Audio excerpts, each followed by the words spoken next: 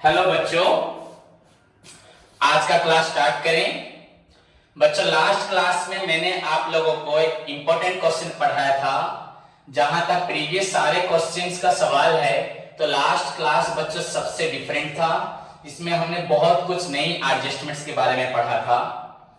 And जहां तक कुछ स्टूडेंट्स बैलेंस शीट के बारे में बोलते हैं, सर थोड़ा सा बैलेंस शीट को और एक बार बता दीजिए।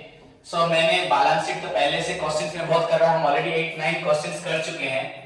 फिर भी मैंने बैलेंस शीट आपको कल बताया भी था।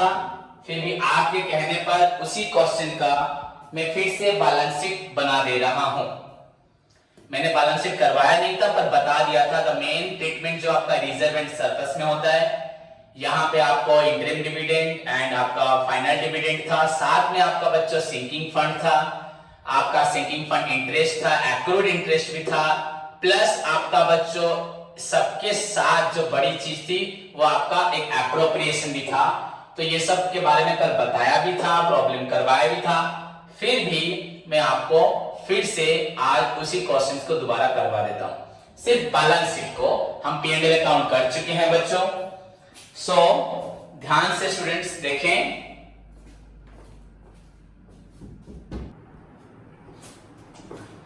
बच्चों, आपका question number 17 balance sheet. Format हमारा कैसे बनता है? पार्ट 1, देन आपका भारत ब्रेक्स लिमिटेड,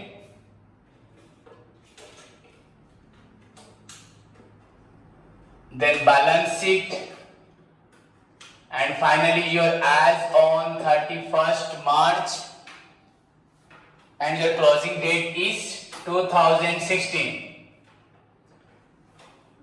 उसके बाद हमें simply we have to go through बच्चों particulars, then not numbers,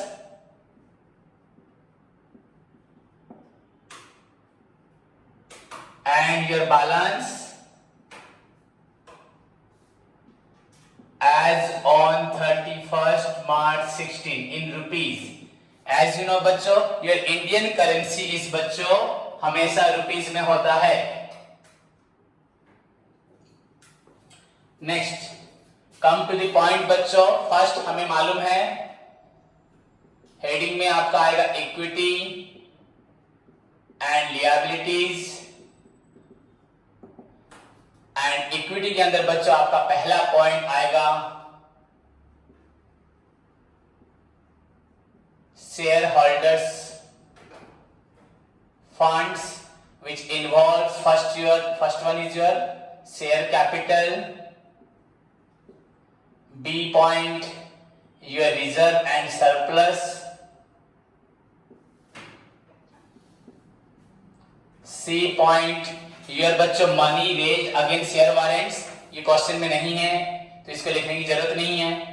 then come to the point number 2, share application money pending allotment,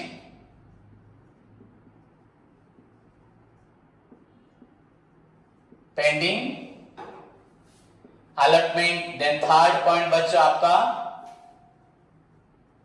non current liabilities.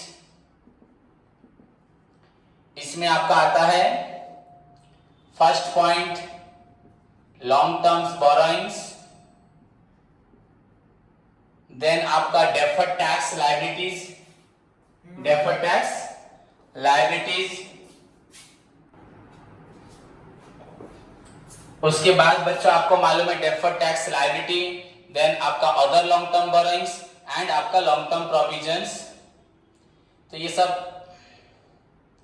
आपका डेफर्ड टैक्स लायबिलिटीज, उसके बाद other आपका non current liabilities, then आपका हो रहा है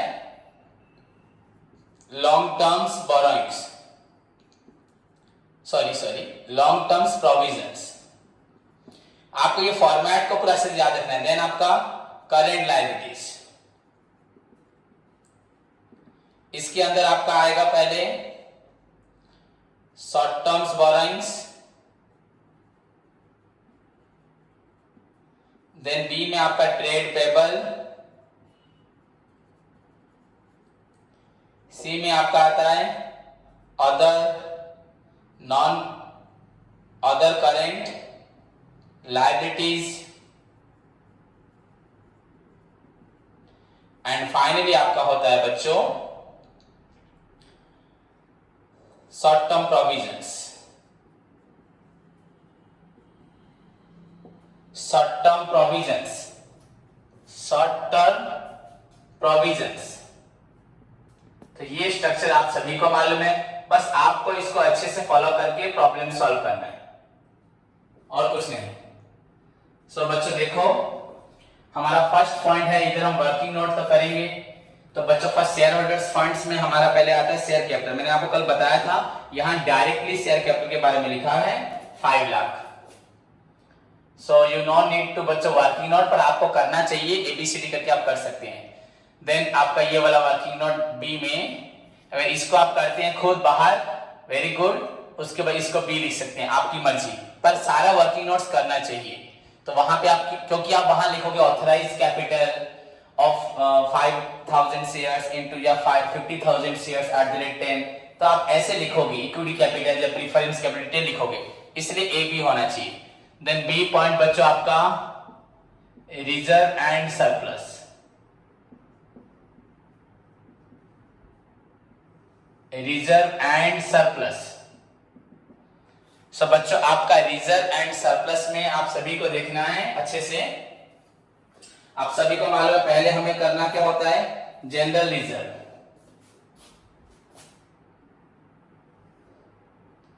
first हमारे पास है general reserve and this is your बच्चों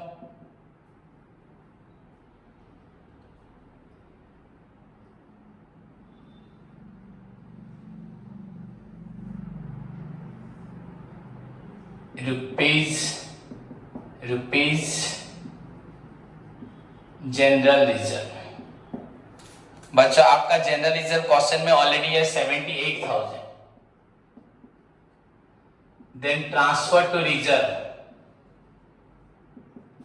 रिजर्व में हमने ट्रांसफर किया बच्चों कितना, क्वेश्चन में डायरेक्ट लिखा था बच्चों आपको 25,000। तो this is the solution for you आपका जनरल रिजर्व, बस रिजर्व का 8513 179 110 1 लाख आपका 3000, ये आपका हुआ रिजर्व का अमाउंट। आपका रिजर्व का ट्रीटमेंट बस इतना ही बच्चों 1,03,000। देन आपको जाना है कहां पे, सरप्लस। आपका सरप्लस अकाउंट शो करता है प्रीवियस ईयर या बिगिनिंग में प्रॉफिट था 63,100 प्लस बच्चों आपका profit of the current year या करेंट ईयर प्रॉफिट। आपका इस साल का प्रॉफिट हुआ था, मेरे पास तो आंसर यहाँ पे बुक में लिखा है बच्चों, आपके पास तो सॉल्यूशन होगा। देखिए हमने सॉल्व कल किया था, net profit is your 74,000। So your previous year profit and this year profit मिलकर बच्चों आपका हुआ 1,37,000। नाउ इसमें से हमें क्या माइनस करना है बच्चों, आप सभी को मालूम है, मैंने बताया था यहाँ डिविडेंड, इंटरिम डिविडेंड था, फाइनल डिविडेंड था। सो बच्चों इंटरिम डिविडेंड, आपका इंटरिम डिविडेंड ये आपका है 30,000। ओके बच्चों, तो सॉरी थोड़ा सा अलग कर दिया, यहां लिखते हैं डिविडेंड। डिविडेंड को कर दिया इंटरिम डिविडेंड 30 एंड बच्चों आपका हो गया फाइनल डिविडेंड। डिविडेंड दो प्रकार आपकी हो गई, पहले डिविडेंड लिख देना जी, यह आपका फाइनल डिविडेंड हुआ। आपका फाइनल डिविडेंड है 9% ऑन इक्विटी शेयर बच्चों, 9% ऑन इक्विटी शेयर आपका 5 लाख है, ऑन रुपीज 5 लाख। सो आपका ये हो गया 45,000। सो आपका टोटल डिविडेंड हुआ 75,000। नाउ बच्चों आपका corporate dividend tax, corporate dividend tax. ये टैक्स ही बच्चों दो प्रकार, आप बोलोगे सर आपने अलग अलग क्यों नहीं किया? नहीं बच्चों, आपका ये डिविडेंड गया, देन कॉर्पोरेट डिविडेंड टैक्स बच्चों ऑन आपका इंटरिम डिविडेंड पे 17%, ऑन आपका फाइनल डिविडेंड पे भी पर भी आपका 17%। तो 17% ऑन 30,000 आपका हो रहा है 5100, एंड आपका 17% ऑन आपका 45,000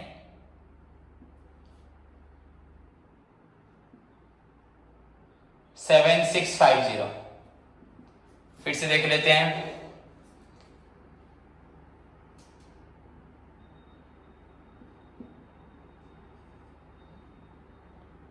बच्चों 7650 ये आपका हुआ डिविडेंड। सो आपका dividend sorry corporate dividend tax, dividend and corporate dividend tax दोनों मिला के बच्चों आपका हो रहा है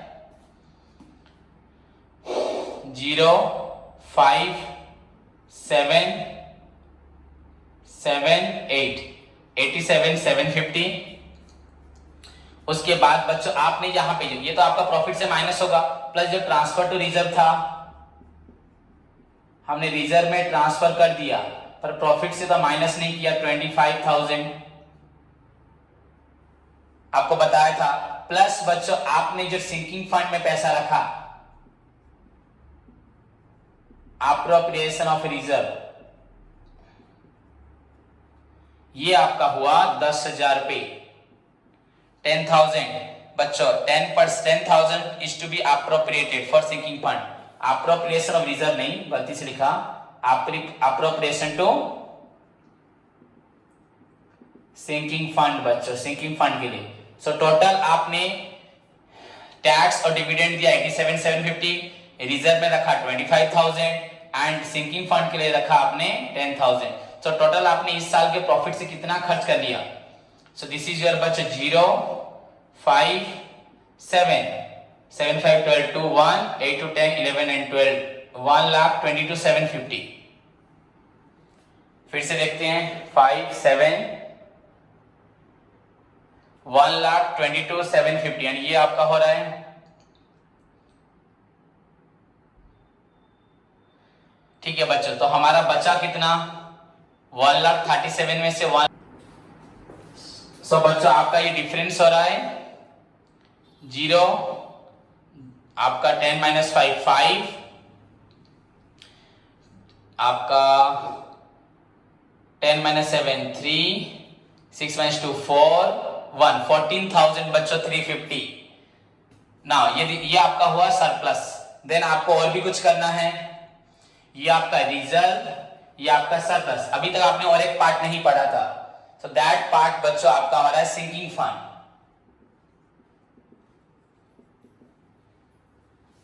ये आपका हो रहा है सिंकिंग फंड बच्चों, आपका सिंकिंग फंड है बच्चों, सिंकिंग फंड आपका है 90,000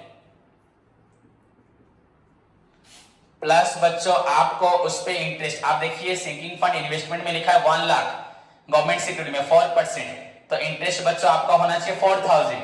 तो हमें इंटरेस्ट मिला था, इंटरेस्ट ऑन सिंकिंग फंड बच्चों बताया था मैंने, अगर किसी स्पेसिफिक फंड में इंटरेस्ट मिलता है तो उसको इनकम में नहीं लिखते, उसी फंड में ऐड करते हैं। सो ये आपका हुआ 2,000, पॉइंट टू बी नोटेड, ये आपका हो रहा है 2,000।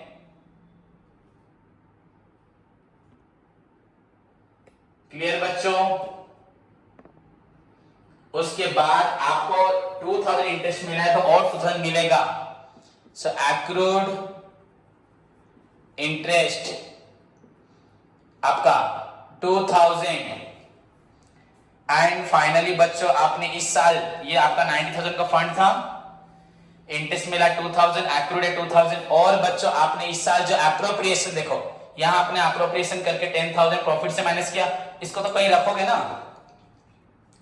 सो बच्चों this is your appropriation to sinking fund, मतलब प्रॉफिट से काट के हमने रखा 10,000। सो दिस इज योर आपका टोटल हो गया 1,04,000। अभी आप देख सकते हैं बच्चों, this is your total 350, 4 for 8, 311, 1, 1, 1, 2 and this is your 2. बच्चों 2,21,000 एंड बच्चों आपका हो रहा है 350. दिस इज योर बच्चों 2,21,350. तो इसको आप ध्यान से देखिए. पहला तो आपका था रिजर्व के बारे में, सेकेंड आपका आया सरप्लस प्रॉफिट, उसके बाद सिंकिंग फंड. जैसे कि रिजर्व बच्चों है, रिजर्व को हम कहीं भी यूज कर सकते हैं. सिंकिंग फंड किसी भी लॉन्ग टर्म रिक्वायरमेंट्स को जिसके लिए हमने रखा होगा उसी लॉन्ग टर्म रिक्वायरमेंट्स को पूरा करने के लिए यूज करते हैं. दैट्स द डिफरेंस बच्चों, और कोई डिफरेंस नहीं है. हम जैसे आपका रिजर्व कहीं भी यूज करते हैं, पर सिंकिंग फंड पैसा जिसके लिए रखते हैं वहीं पे यूज करते हैं बच्चों, या जिसके लिए ना भी हो कोई लॉन्ग टर्म रिक्वायरमेंट्स. सो बी के अगेंस्ट में लिखना है आपको 2,21,350. क्लियर बच्चों? सो this is your reserve and surplus.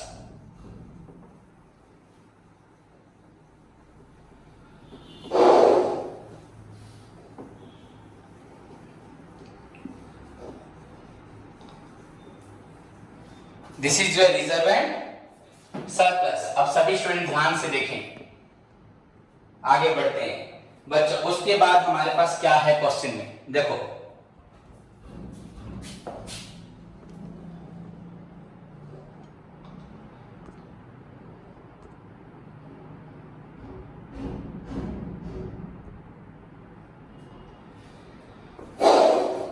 Sir application money pending allotment, ये तो नील है, पहले इसको तो क्लोज कर दें. 7,21,350 ये नील. नॉन करंट लायबिलिटी में बच्चों लॉन्ग टर्म बोरोइंग्स में हमारे पास था डिबेंचर. बच्चों डिबेंचर था, आप डायरेक्ट लिख दें डिबेंचर आपके पास 2 लाख है. क्लियर बच्चों? देन आपके पास डेफर्ड टैक्स लायबिलिटी नील, अदर नॉन करंट लायबिलिटी नील, लॉन्ग टर्म प्रोविजंस भी नहीं, ये सब कुछ भी नहीं है. सो आपका लॉन्ग टर्म बोरोइंग से बस गया 2 लाख. सभी स्टूडेंट ध्यान से देखें, हमारे पास सिर्फ 2 लाख रुपीस गया इसमें. देन बच्चों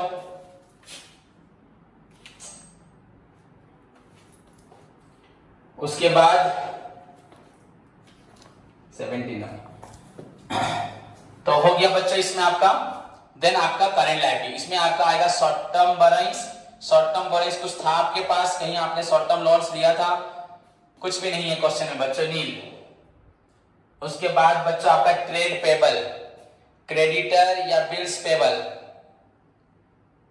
क्वेश्चन में आपका क्रेडिटर्स या बिल पेबल, हाँ क्रेडिटर्स है बच्चों बस 45,000. सिंपली हम यहां लिख देते हैं, सी में कर देता हूं, आप लोग खुद करना. Trade payable 45,000. अगर आपको यहां करना है तो सी में आपको लिखना है ट्रेड पेबल.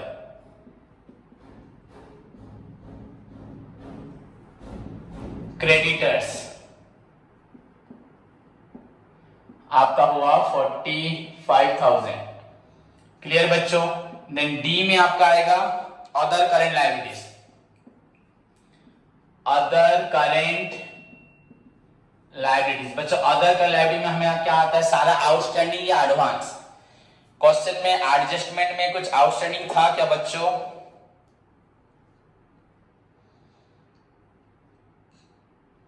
बच्चों कुछ भी नहीं था.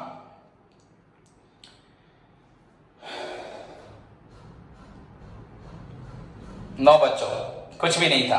पर ट्रायल बैलेंस के अंदर बच्चों देखते हैं हमारे पास था बच्चों डिबेंचर इंटरेस्ट हमने 6,000 दिया था और 6,000 देना था. आउटस्टैंडिंग इंटरेस्ट ऑन डिबेंचर्स आप देख सकते हैं, आपका कल फाइनेंस कॉस्ट में लिखा होगा आउटस्टैंडिंग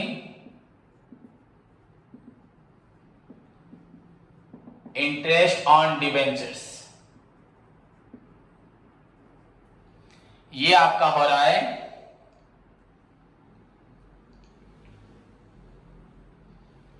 6,000. एंड उसके ठीक जस्ट नीचे बच्चों सैलरी आउटस्टैंडिंग लिखा हुआ है। If it is given inside the trial balance तो ये आपका लायबिलिटी हुआ, ये आपका है 25,000। सो आपका अदर करेंट लायबिलिटी हो गया 31,000। सो राइट अगेंस्ट बच्चों अदर करेंट लायबिलिटी 31,000 ये डी। एंड फाइनली हमें करना है बच्चों आपका शॉर्ट टर्म प्रोविजंस। कॉन्सेप्ट समझना है सभी को, अगर कोई नहीं घर पे प्रैक्टिस करेगा तो नहीं कर पाएगा, क्योंकि बच्चों यहां पे आप एक तरह पैसा निकालोगे, प्रॉफिट से कटेगा एंड किसी को दिया तो नहीं, वो हमें फ्यूचर में मीट करना है तो वो अलग से रखा जाएगा। तो वैसे ही बच्चों शॉर्ट टर्म प्रोविजन हमने क्या क्या रखा है प्रॉफिट से निकाल के। पहले तो बच्चों आपका प्रोविजन फॉर इनकम टैक्स, ये हमने किसी को नहीं दिया, ये हमारे पास ही है। एंड ये बच्चों टैक्स है 50,000। उसके बाद आपका बच्चों डिविडेंड का पैसा, प्रोविजन फॉर फाइनल डिविडेंड। बच्चों इंटरिम डिविडेंड हमने दे दिया है, फाइनल डिविडेंड हमने नहीं दिया। फाइनल डिविडेंड आपका था 45,000, 9% ऑन इक्विटी शेयर आपका। एंड बच्चों आपका provision for corporate dividend tax, ये जो आपका फाइनल डिविडेंड था उसका 17%।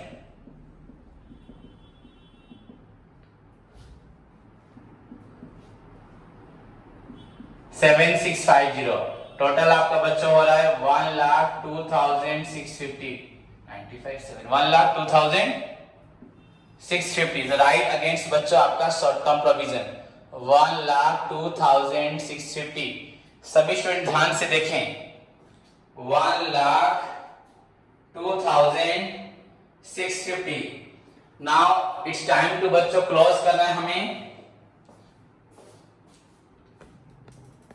लायबिलिटी साइड को। सो दिस इज योर बच्चों, इसका टोटल आपका हुआ 0,56871 1,78,000। देन आपका निकालना है टोटल इक्विटी एंड बच्चों लायबिलिटीज 1 + 2 + 3 + 4। तो 2 तो कुछ नहीं है, तो ये आपका हो रहा है कितना देखते हैं 0 0 0 0 5 5 10 0 1 6 1 7 3 10 0 1 8 1 9 1 10 0 1 7 1 8 2 10 0 1 2 2 4 7 11 बच्चों 11 लाख। तो लायबिलिटी साइड इज बच्चों 11 लाख। आप सभी देख रहे हैं ये लायबिलिटी साइड बच्चों आपका हो रहा है 11 लाख। 7,21,000 प्लस 2 लाख प्लस बच्चों 11 आपका 1,78,000। तो टोटल मिला के this is your liability total equity and liabilities आपका हुआ 11 लाख। सो दिस इज योर बच्चा लायबिलिटी साइड। इसी तरह आपको एसेट साइड में मूव करना है।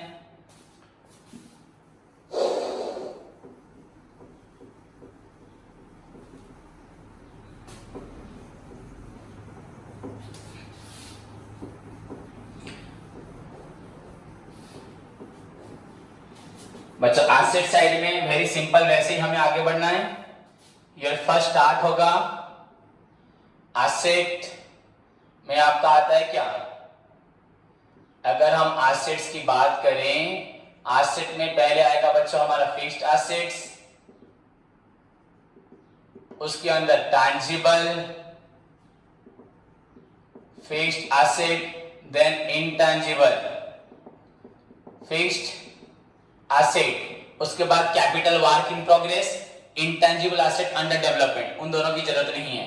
देन बच्चों या आपका लिख सकते हो फिक्स्ड एसेट ना इसमें लिख के नॉन करेंट एसेट, क्या लिख सकते हो नॉन करेंट एसेट, एक ही बात है बच्चों। उसमें फिक्स्ड एसेट हुआ। सेकेंड पॉइंट अगर हम लिखते हैं तो उसको लिखते हैं, आप जो स्टेटमेंट को फॉलो करें, जो सीक्वेंस है उसको आप देख के लिखें। तो इसके अंदर बच्चों आपका है non current investment. Non current investment जिसमें आपका बच्चों डेफर्ड टैक्स एसेट्स, आपका लॉन्ग टर्म लोन्स एडवांसेस या आपका इन्वेस्टमेंट जो होता है वो सब आता है इसमें। यहाँ पे हमारा सिंकिंग फंड था तो इन्वेस्टमेंट है ही हमारे पास। देन थर्ड बच्चों आपका करेंट एसेट, बस इतना ही फॉलो करना है। करेंट एसेट में हमें फॉलो करना है पहले आपका इन्वेंटरीज, बी में trade receivables, next cash and cash equivalent item, D में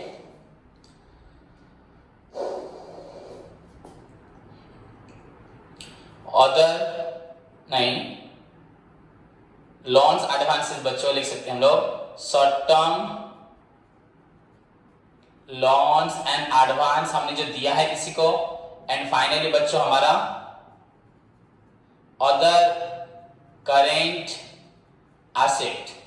तो इस सीक्वेंस को आपको फॉलो करना है। देखिए सभी स्टूडेंट्स, ज्यादा कुछ बड़ा नहीं है। टैंजिबल इंटैंजिबल आपका नॉन करेंट में इन्वेस्टमेंट चला गया, then inventory receivable cash cash equivalent then other current assets. इतना ही सीक्वेंस काफी है, पर हम बड़ा लिखते हैं, पर आइटम्स के हिसाब से लिखना चाहिए। सो एसेट बच्चों हमें डेबिट साइड में देखना है। Stock, purchase, wages, manufacturing, carriage outward, salary, insurance, debtor, bank balance, sinking fund, debenture, land building. बच्चों आपको बनाना है यहाँ पे शेड्यूल। ऑलरेडी आप कितने शेड्यूल बन चुके हैं, A B C D E शायद, तो आपको यहाँ पे एफ बनाना है। एफ में आप बनाओगे tangible asset, tangible fixed asset. बच्चों इसमें आपको देखने को मिलेगा लैंड बिल्डिंग। लैंड बिल्डिंग आपका था 3 लाख, माइनस आपका डेप्रिसिएशन हुआ 10%, नहीं बच्चा 2%, तो 6,000। तो दिस इज योर बच्चा 2,94,000। देन प्लांट एंड मशीनरी आपका 4,50,000 माइनस बच्चों आपका डेप्रिसिएशन 10%, तो ये आपका 45,000। सो दिस इज योर बच्चों 4,05,000। एंड टोटल आपका एसेट हुआ 6,99,000। ये आपका हुआ फिक्स्ड एसेट 6,99,000। उसके बाद बच्चों आप लोगों को देखना है इंटेंजिबल एसेट। क्वेश्चन में था इंटेंजिबल एसेट बच्चों गुडविल। सो गुडविल एक ही आइटम है तो डायरेक्ट लिख देते हैं हम लोग इंटेंजिबल एसेट में। आपका गुडविल था 1,40,000, इसको आप जी कर लीजिएगा 1,40,000। देन बच्चों एच, हमने बच्चों इन्वेस्टमेंट किया था सिंकिंग फंड में बच्चों गवर्नमेंट सिक्योरिटी 4% गवर्नमेंट सिक्योरिटी, इसको आप एच में लिखिएगा। हमने उसमें 90,000 स्पेंड किया था। सो बच्चों दिस इज योर सेकेंड। अगर इसको देखा जाए ये 1 किया 2, एक्चुअली गलत होगा, इसको कर देते हैं 1, इसको कर देते हैं 2। तो ये 1 के अंदर 1 2 हो गया। आपका total fixed assets and non current fixed asset investment को मिला के आपका हो रहा है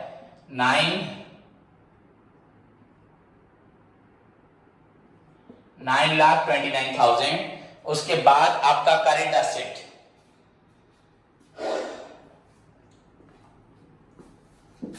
बच्चों करेंट एसेट पे चलते हैं। आपको पहले देखना है इन्वेंटरीज, तो EFGH हुआ है तो इसको आई लिख दीजिए। इन्वेंटरी मतलब बच्चों स्टॉक आपके पास 58,000 है। सिंपली तो आपके पास हेडिंग अगर याद है सब आइटम्स आप ढूंढ के खुद लिख दोगे। उसके बाद बच्चों ट्रेड रिसीवेबल, इसमें आता है आपका डेप्टर या bill receivable and provisions minus होते हैं। तो आपका क्वेश्चन में डेप्टर कहीं था क्या 90,000, बिल रिसीवेबल नहीं है, प्रोविजंस भी नहीं है। फिर भी बच्चों आई के बाद जे कर देते हैं, तो डेप्टर्स, ये तो क्लोजिंग स्टॉक हुआ आपका, शॉर्ट कर लेता हूं, क्लोजिंग स्टॉक, ये आपका हुआ डेप्टर्स। तो डेप्टर्स में आपका कितना जा रहा है 90,000, सन्ड्री डेप्टर्स लिखा है बच्चों, सन्ड्री डेप्टर्स। फिर cash and cash equivalent item में आपका क्या जाता है, बैंक बैलेंस 21,000 एंड कैश आपका है क्या बच्चों, नो कैश, सिर्फ बैंक बैलेंस है, तो ये आपका आ गया 21,000। सिंपली बच्चों आइटम सारे क्वेश्चन में आपके पूरा लिखे हुए हैं, तो आपको कोई भी मेहनत भी नहीं करना पड़ रहा। 58,000 आपका क्लोजिंग स्टॉक, डेप्टर्स है 90,000, कैश है बच्चों आपका 21,000। शॉर्ट टर्म लोन्स एडवांस, हमने किसी को लोन एडवांस नहीं दिया। बस बच्चों अदर करंट एसेट, यहाँ पे अदर करंट एसेट में अगर आपका कोई एक्रूड हो रहा है बच्चों, अगर कोई पैसा आपको मिलने वाला है जहां से पैसा आपको नहीं मिला, एक्रूड बच्चों जो जिसे बोलते हैं, तो उसको लिखना है, यू नो बच्चों एक्रूड था हमारे पास,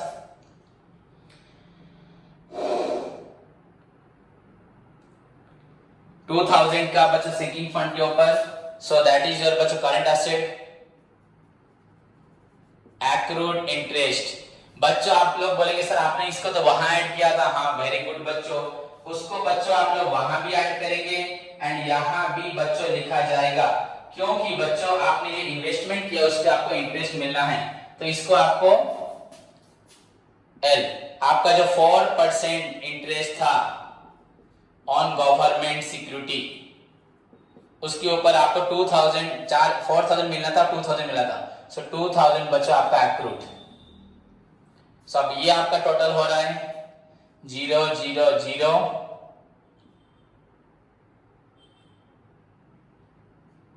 1,71,000। नाउ मूव टू द बच्चों टोटल, आपका 1 + 2 9, 1, 10, 0, 1, 7, 2, 9, 1, 10, 0, 1, 9, 1, 10, 1, 11, दिस इज योर बच्चों 11 लाख। एंड आपका लायबिलिटी साइड भी हुआ था 11 lakh, equity and liability 11 lakh and your asset also बच्चों 11 लाख। सो इससे आप देख सकते हैं, सो दिस इज योर बच्चों, this is your balance sheet of company. Hope सभी स्टूडेंट्स को समझ में आया। Now it is your duty बच्चों, आप किस तरह से इसको सॉल्व करेंगे एंड प्रैक्टिस करेंगे। बहुत सारे क्वेश्चन हम लोगों ने कर लिए, नेक्स्ट क्वेश्चन आप लोग ट्राई करो एंड मुझसे पूछ के सॉल्व करो, खुद कोशिश करो, कहीं डाउट रहे तो मुझसे पूछ के भी आप सॉल्व कर सकते हैं, आपके ऊपर डिपेंड करता है। सो तब तक के लिए अपना ख्याल रखो, गॉड ब्लेस यू ऑल।